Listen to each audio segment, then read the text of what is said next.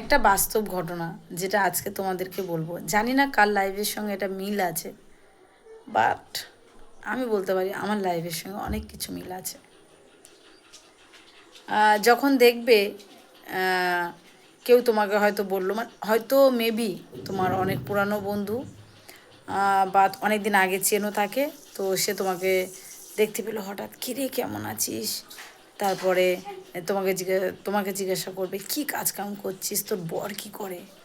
যখন দেখবে যে তুমি একটু ভালো লেভেলে কিছু ঘুরে বেড়াচ্ছ, কিংবা তোমার হাজবেন্ড একটু ভালো লেভেলে কিছু করছে, তুমি একটা ভালো লেভেলে করছে, হ্যাঁ আমার এই ফোনটা না এত টাকা নিয়েছে, হ্যাঁ কম্পিটিশান, এখনও পর্যন্ত কম্পিটিশান। আচ্ছা, এটা কি দরকার আছে ভাই, কী দরকার আছে?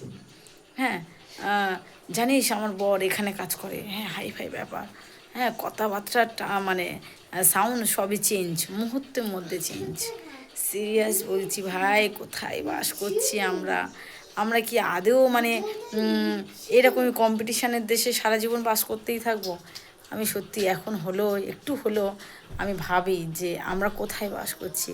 সারা দিন শুধু কম্পিটিশানের উপরে, আর ভালো লাগছে না। সেই ছোট্টবেলা থেকে পড়াশোনা নিয়ে কম্পিটিশানের মধ্যে ছিলাম, বিয়ের পরেও কম্পিটিশান। হায় রে, কী অবস্থা, বোঝা খুবই মুশকিলের ব্যাপার।